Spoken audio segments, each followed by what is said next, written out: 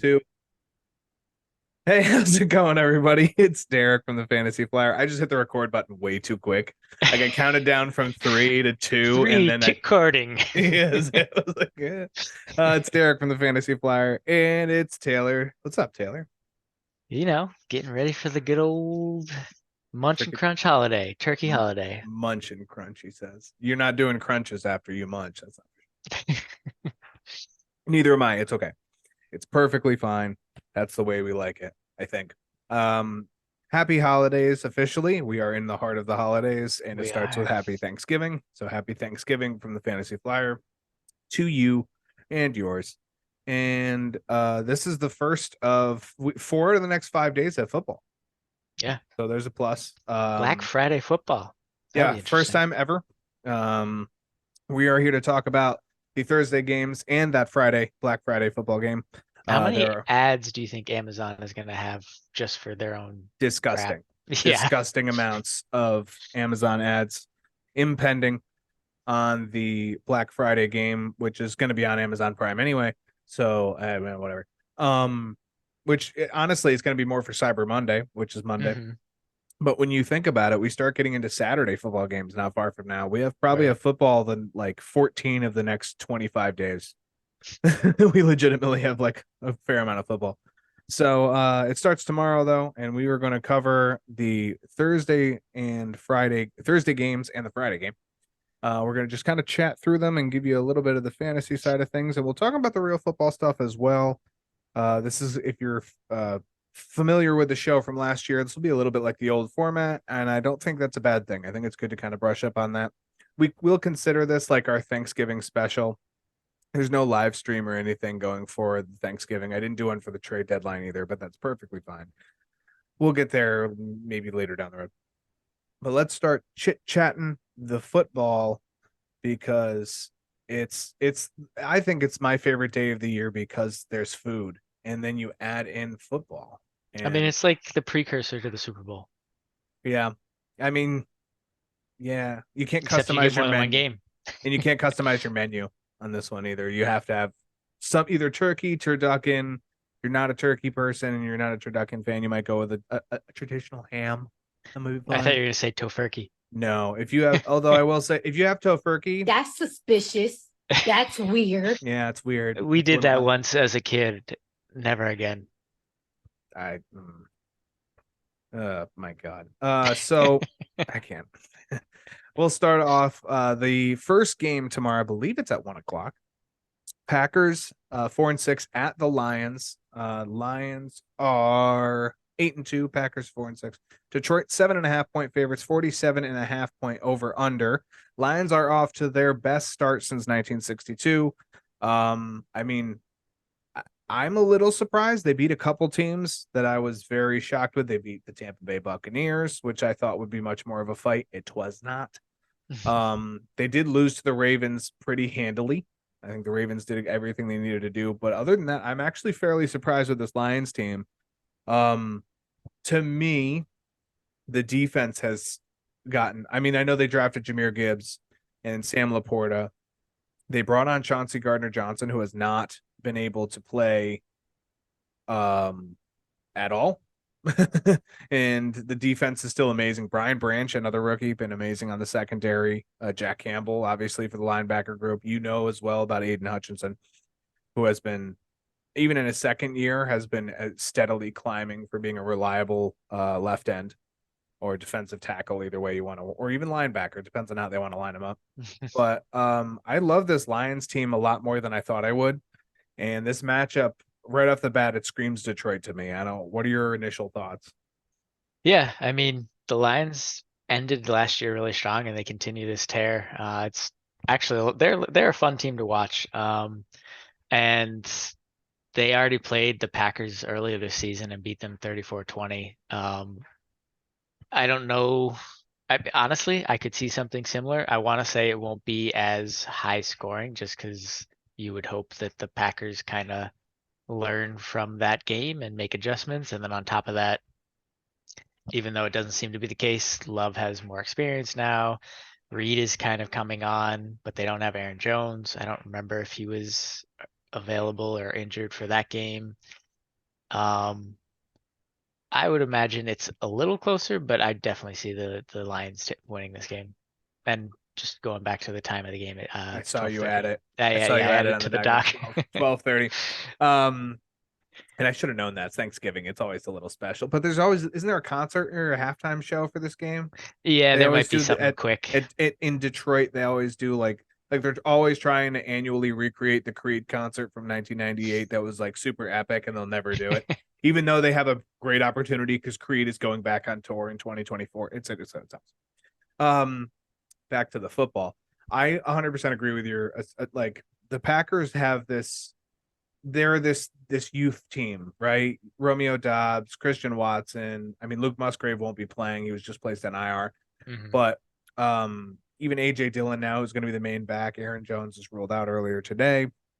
Jordan Love. Now they're using Tucker Kraft at the it's a young offense, basically in its entirety. Defensively, Green Bay, they kind of stepped up the pass defense the last couple weeks. 55% completion percentage, 160 pass yards per game since week 8. Goff is only averaging 210 yards passing per game in that same span. Really? That's kind of surprising. Correct. Comparatively, Jordan Love is averaging 267 yards in that same span. So Jordan Love has actually been outpassing Jared Goff. And it makes me lean towards the same thing that I think will continue to happen is Detroit is a little bit more rush based, and it makes perfect sense with Montgomery and Jahmyr Gibbs, which is becoming a great 1-2 punch for this team. Mhm. Detroit's rushing 4% more than they were just 6 weeks ago, which doesn't sound like a lot, but over the course of the game, that's generally 6 to 10 more carries. And those are 6 to 10 less passing plays, which kind of explains why your Goff 260 to 280 isn't existing. It's 210. Green Bay is allowing 4.3 yards per carry on the season, but they've been very porous at the rush defense, almost 5 yards per carry the last 3 games. The real chance for Green Bay here, in my opinion, is the red zone scoring and creating opportunities off of the turnovers. They need to get turnovers first off. That's the first step, but then they have to capitalize on them. Detroit's opponent red zone scoring is 67.7%. It's 30th in the league. They don't guard red zone well at all. Opponent third down percentage is 35%. It's 7th in the league. So they end drives except when they're in the red zone. That's essentially how I read that. I mean, tell me I'm wrong. That's how I read that. They're pretty good at ending drives midfield, but when you get in the red zone, they're kind of like, all right, let them score and we'll get it back. Yeah. Last 3 games, Detroit's allowed 120 rush yards per game, but Green Bay now is missing Aaron Jones. Can A.J. Dillon replicate that? They signed James Robinson. That is like catching your belt loop on a door handle. Because it's annoying. It really is. It's all it is. All in all, I think Green Bay is starting to find a little bit more of their form. You can see that when they faced the Chargers this past week, but it doesn't seem like they have the firepower to hang with Detroit in any capacity. Detroit still has this good back and forth, even with Sam Laporta not producing. You can still see Gibbs and Montgomery doing really balancing, like they're balancing the offense really well with those two, and then going back to the Amon-Ra St. Brown, to the Josh Reynolds. Jamison Williams snaps have ticked up from 40% into the 60s. We talked about that when they traded for Donovan Peoples-Jones. Does this eat into Jamison Williams? And it does not. He is now finally kind of solidified a good snap percentage where he's almost trustworthy as a full fantasy option.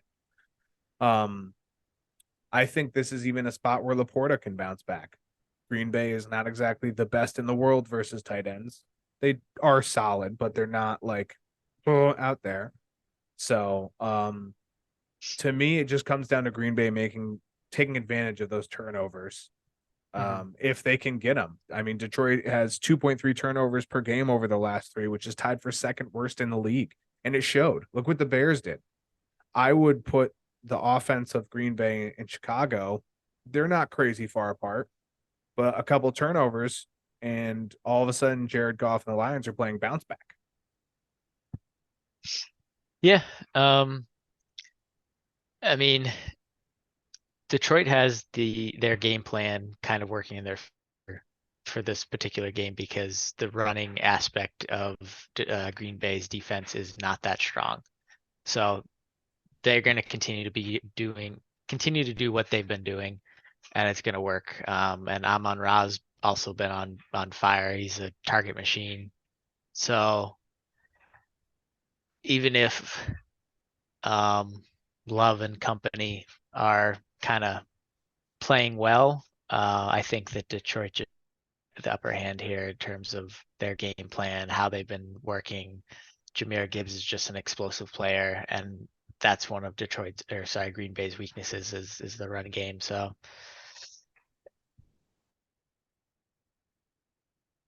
Oh, I think we lost Taylor. Maybe he lost me. Well, anyways, I'm gonna agree entirely with Taylor, and I hope he has not gone away, and I'm hoping he will come back very shortly. That's not a flattering face, I'll tell you that, but it's okay. Um, this is all a Detroit game. It's Detroit's to lose. I like the matchup in Detroit, but it's 100% Jared Goff just balancing the offense and making sure he doesn't turn it over. And Green Bay really will be fighting uphill the whole way. So, I have Laporta and Dylan as fantasy starts. I have Jaden Reed and Jordan Love as fantasy sits. I like Detroit to cover this. I'm actually going to take them probably closer to 10 or 11. 10 or 11 points. We'll move on to the next game when Taylor comes back. So hold your horses because I'm going to take a short break and I'm going to find Taylor and then we're going to regroup for the Cowboys and the Commanders. 1 second. All right, we are back. Taylor found his way around a Wi-Fi router or something. I don't know. He had to like juggle and say hi. He had to rip a tag off a mattress. I don't know. There's a lot of stuff that happened. I almost just made him spit his water. That was hilarious. Uh, next game, we're at the bottom of the Lions one, so he missed the last 30 seconds of that one. But we're moving on to the 425 game. I I said believe. some amazing stuff though. It was missed. Yeah, guess only the Ethernet cable will know. Yeah. Commanders 4-7 are in Dallas to play the Cowboys 7-3. Dallas 12.5 point favorites, 48.5 point over under. Actually, I'm sorry, real quick. I want to hear your thoughts on Reed and why you think he's a sit. On Jaden Reed. Yes. So my original take on this for Jaden Reed being a sit against the Lions is simply based on the fact that he's not really the one. Wide receiver one. He might be the For one. the team. Yeah. Correct. Reed has had 3 good games this year, maybe 4 on a fantasy aspect, and has been pedestrian the other 5, 6. He is being used in multifaceted ways, which is he's becoming more gadgeted, it looks. I actually like Romeo Dobbs in this one. I didn't put him on the list because I don't think, like I said, this one of my sits here is also Jordan Love. So it's hard to like the quarterback probably won't do great, but a wide receiver, which does happen. Like, let's be honest. We've seen 4 interception and 1 touchdown games to 150-yard receivers. It's not impossible. And Jordan Love has been throwing the heck out of the ball. I don't like Jaden Reed. I think especially if you know it's coming, which has been a thing for Dan Campbell. If you know the offense is targeting someone, I think it gets easier when you don't have Luke Musgrave. I think it gets easier on short passes when you don't have Aaron Jones. So that leaves one left to target and then make Jordan Love throw it. So that's my opinion on it. Doesn't mean it's going to be great. No, he's a sit for me. He's like, I didn't run a model on it to see what his snap percentage might be. My goal, or my gut says, not goal, my gut is probably ceiling 11. I'm gonna base, like, if I look real quick, I'll look real quick at snap counts, which is a very, very, very, very, very loose thing to base off of to start. Last 3 weeks, 69, 51, and 39%. 20 total snaps, 50, 35, and 28 at the same percentage markers. So he's averaging, we'll say, roughly 36 to 37 snaps. Opportunity and target for that. Let me hit his game logs here. Targets 6, 5, and 3 on those same games. So he's getting 6% target share, 8% target share on his snaps. What are you gonna? Okay. You're gonna find 5 targets somewhere. Out of those targets in those games, he caught 4, 5, and 3 in that order. So he's catching 80% of them, 85% of them. So we'll Yeah. say he's on. So right there, I'm looking at 4. Time of possession is not in their favor for this. It's definitely Detroit. So you may be looking at something like 3.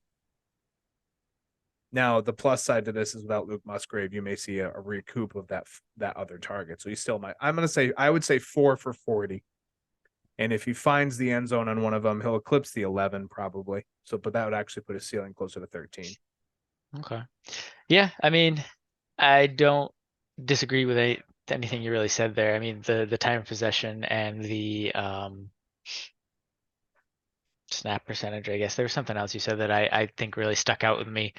But what I will say is Christian Watson is something's going on there. He's getting the snap percentages, but he's not really getting the targets. And other than 2 games where he's had a touchdown, he hasn't done a heck of a lot. It's been Dubs and Reed and even Wicks. Wicks Dontavian. has done a little bit. I was gonna say Dan Campbell focusing on somebody that's been playing well, so that was the other thing. So yeah, I don't know that he's necessarily a sit for me. He might not necessarily be a start either, but Christian Watson snaps. He's, despite his poor play, and he has the 1 touchdown last week, which again, he's droppable in most leagues still. I stand by that. But he's like, his last 3 games, 4, 7, and 2 targets. He's caught 2, 2, and 1 of them. He has 1 touchdown out of that, which is not a good representative figure of his touchdown to reception ratio. Let's start there. But he's seeing the field a lot more. Mm-hmm. Same concept with his targets. He might be a little higher on target per snap because of the 7 target game, but honestly, no, it's actually no. He's probably about the same as target per snap as Jaden Reed. But he just hasn't been there. Yeah. I think I don't have any stats to back this up, just a hunch, and then we'll move on because we do have to move. Yeah. But I think a lot of balls that are thrown his way are uncatchable, and I think that's sad. I don't think that's sad like on the quarterback. I don't think that's sad on Watson. I think that's sad for the result. I don't think that's representative of anything. I just think that's bad. We're getting misled figures here. His target numbers for weeks 4 through 8, which are the 4 weeks prior, 4, 7, 5, and 8 in turn. He hasn't caught more than 3 on any game. Right. I mean, yeah. I don't know what his drops are. I'm going to bet it's probably not 14, which would roughly be about 30 or 40% of what he hasn't caught. So I'm going to assume there's some uncatchable balls in there. That's my assumption. Yeah. All right, that's fair. On to the Commanders and Cowboys. Like I said, we're in Dallas. 12.5-point favorites, 48.5-point over under, which roughly gives, I don't know, the Cowboys like a 30 to 18 in this. Somewhere in there. Somewhere in that neck of the woods. Cowboys are relying more on pass defense from their secondary. They've let Micah Parsons line up across from center or on that line. If he gets through, he gets through. If someone else gets through, great. If not, they're kind of just letting the secondary do the work. Dallas's opponent completion percentage is 4th best in the league at 59%. Their last 3 games, it's been an average of 59%. They're allowing 110 rush yards per game. Over their last 3 games, do you know how many yards they've averaged? 110. They have the same formula for every team, and it's generally working. I I do. Well, I'll talk about that in a moment. I want to point out Deron Bland, who has been the big story, who's filling in for Trayvon Diggs. He has 4 pick sixes this year, which ties an NFL record. I'm 50-50 on whether he'll get to 5 before the end of the year. That's all hyperbole, really. Dallas has been the highest scoring offense since week 8. Across the other side of the ball, Washington is probably very angry because they just got destroyed by Sopranos cameo contestant Tommy DeVito. The rush You mean defense, Danny DeVito? yeah, it might as well be. The rush defense for Washington has been more solid than passing. They've allowed 4.4 yards per carry. I'm curious as to how much of that is, Montez Sweat and Chase Young, who are now gone. There's no real way to quantify how much those two meant in specific, but it matters somewhat because they are a upfront presence. They do still have Deron Bland, Deron Payne, the other Deron. Yeah. But the pass defense for them is rather inconsistent. I mean, they don't defend the pass hardly as much. To add to the issue, CD Lamb, like I said to you pre-show, that's the most yards over the last 4 weeks in the NFL at 538. Washington has allowed the most points per game to opponents in the NFL at 27.7, combined with the fact that the Cowboys are literally scoring at will against a lot of teams. Washington's allowing 19 first downs per game. They're 30th in fantasy points allowed to wide receivers. This just all lines up for the Cowboys. Like, it's actually justified. They probably should have a 12-point over under, and they may even eclipse that. That's Dallas is 26th against tight ends. So from a fantasy aspect, if you're talking about a person to target, I'm a fan of Logan Thomas. Brian Robinson should still be fine. He's the only fantasy running back who has finished as the RB1 twice, and he doesn't have a 100-yard game. Dang. Riddle me that, Batman. I was going to say, I wouldn't have thought that he had been a running back 1 at all this season. Twice. Yeah. He hasn't had a 100-yard rush game, I should say. He's had a 100-yard total. Yeah. But he did have like 120 receiving yards on one of those games. Right. Yeah. That makes sense. I'm a start of the tight ends. I like Ferguson. I like Thomas. Ferguson has earned, somewhere in the neighborhood of 5 to 6 targets, or maybe even more over the last 4 or 5 games. The way the Cowboys secondary this operates as a McLaurin sit for me. Something in this game screams it's going to be a little closer to me, even despite all the stats. I like Dallas going and kind of throwing their weight around a little bit, so to speak. I don't hate them in the 26 to 30 point range. We can't forget Sam Howell is still the league leader in passing yards. So this is a team that can get laid out. So your thoughts, Taylor? I mean, Dak has been on a tear along with CD. Those two are just going crazy, and the Washington defense is not. They're weak at basically everything. I would say running back is maybe their best spot, and it's still not great. So, I like the large over under. I like Dallas to get a lot of yards on this game, and Pollard is not the strength of this team. He had a decent game last week, but the touchdown kind of salvaged it. Called it. Yeah. So he was the start of the week for me. And I totally agree that Logan Thomas is probably the best spot to target from a Washington perspective in terms of Dallas's defense, because they're pretty good. I want the gadget players are interesting to me too, just to be honest. The Curtis Samuel, if he plays, I know he was questionable. I don't know. I haven't seen an injury report yet. So if he's not playing, forgive me. And if it's not him, I'm really Antonio Gibson too. If there's, I was gonna say he's questionable, and it seems like he's trending towards not playing.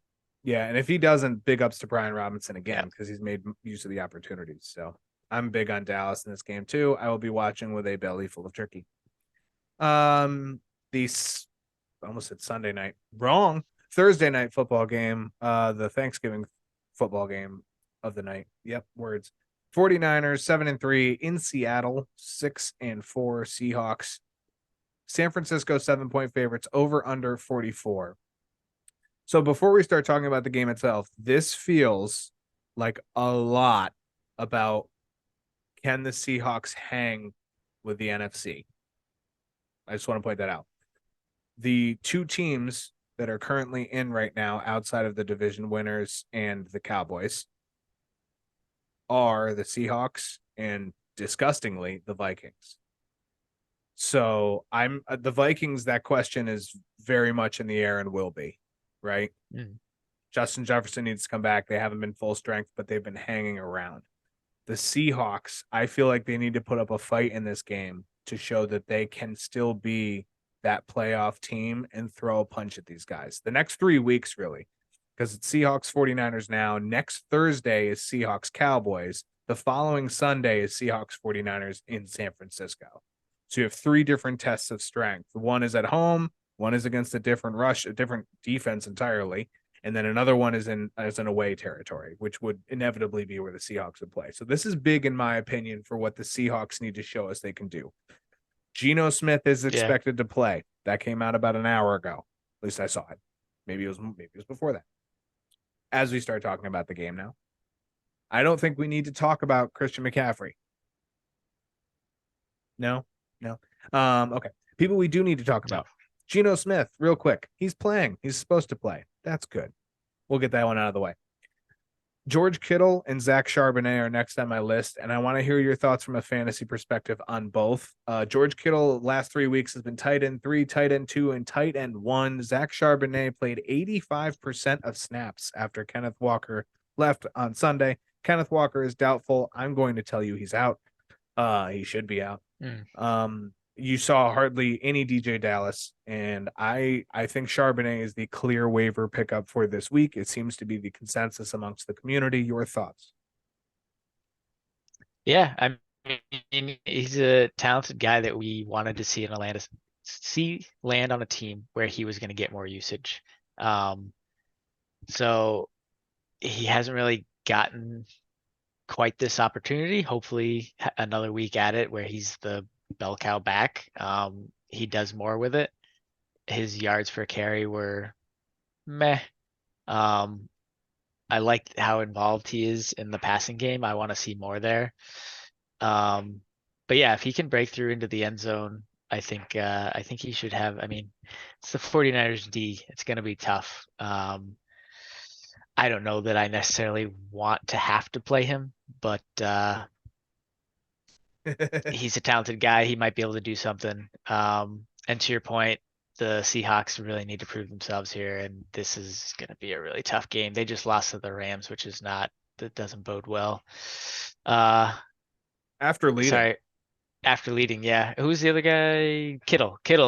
Jesus. I mean, that man with Debo out, Purdy was leaning on him a lot, and it seems to continue. I don't see that really changing this game, even with Debo possibly also having a good game.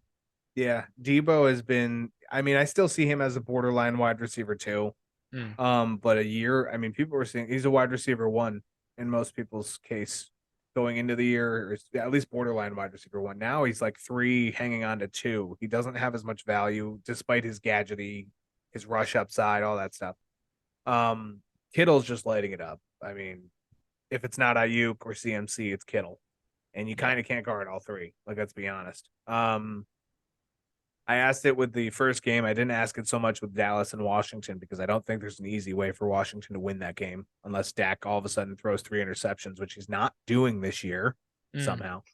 But with this Seahawks and 49ers game, how can Seattle win this game? San Francisco averages 1 more takeaway per game. Both teams are averaging a turnover per game. Both teams are mid-pack and red zone defense. But the last 3 games, San Francisco has seen 4 red zone attempts on average to less than 2 per game for Seattle. And of those attempts, Seattle's scoring on less than 1 of those attempts. San Francisco is scoring on approximately 2 touchdowns only, of course. So the 7-point favorite here, just looking at those recency stats, and those are in games where the 49ers, they lost one of them. They lost one of those. So to me, this screams that the 7-point favorite is actually probably should be more like 9 or 10 for San Francisco. And I don't know if it's shrunk or gained or whatever it did since Geno Smith has been announced in. But this seems like this is probably, out of the 3 games we talked about, this one's actually probably the most decided in my head. Yeah. I mean, the only way, or the best way that Seattle has at winning this game is through the air. Whether that is through the air to Charbonnet, or they have very talented wide receivers. So this is going to come down to how healthy Geno is, if he's playing well, and if the wide receivers are creating opportunities for him, because that is the weakest spot in San Francisco's defense. Yeah. I'm going to take fantasy start. I think the 2 we talked about, Kittle and Charbonnet. Charbonnet does not have a great matchup, but if you're going to Right. feed this man 80% of snaps and you're going to pass the ball to him 5 to 6 times per game, it's there. Yeah, don't mind that at all. Debo Samuel and DK Metcalf are my 2. I know that the 49ers just lost their big cornerback, Talanoa Hufanga. I probably just botched that. Super sorry. I still like them taking away at least one of the pass options. Tyler Lockett is more experienced with the defense, only by a couple years. I'm going to take Lockett. It could easily be the other way around. That's not a good sit, but you're to your point, and I agree with it. They need to win through the pass game. I'm personally taking San Francisco by 9, which is where I think the spread should be. So, last game, and probably unfortunately the least interesting of the ones we can talk about. Dolphins 7-3 in New York, facing the Jets on Friday, the Black Friday game. Jets are 4-6. Miami is 10-point favorites, over under at 41. Somehow the Cowboys are a larger favorite at home than the Dolphins versus the Jets with Tim Boyle. I don't know about you. I know we only have a few minutes left on this, but I don't have any impression of this Jets offense that's good. Yeah, And that's no. with or without Tim Boyle. Like, Tim Boyle just clouds it more. The Dolphins will probably do Dolphins things. I literally wrote that here. It makes sense that Robert Saleh could try to turn to his defense and crank up the wick on Tua. Try and keep drives short, force 3 and outs, which doesn't happen very often.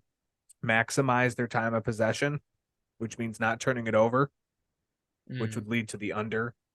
So, but the Jets side of the ball is a huge question mark. The Jets are 30th in the league this year against the rush. They are allowing 137 yards per game to opposing running backs. The probability of Mostert starting and getting most of the work is high. A-Chain is questionable. Jeff Wilson was a healthy scratch last week due to, this was Mike McDaniel's comment of, and I quote, needing some added receivers for the game. And he decided to activate Salvin Ahmed due to, and I quote, his use in the special teams game. So Jeff Wilson's healthy scratch isn't just, we don't like Jeff Wilson anymore. It was, you're going to sit because we need help in pass catching. Okay. I don't know how you're I didn't reading. realize Ahmed went to IR. Then that probably that means that if A-Chain is out, you'll probably see Jeff Wilson. So Yeah, and back to Mostert, apparently managing multiple injuries. oh yeah, he's 30 years old. Yeah. I'm 31. I don't play sports, and I'm managing multiple injuries. If he's not, then what are you doing? Yeah. Um, This could be a decent Wilson game if both those guys are, or all 3 of those guys are not playing. And it wouldn't be the first time off of a healthy scratch someone's come along and done that. The Jets are averaging a negative 1.7 turnover margin over the last 3 games. If you think that's really bad, it is.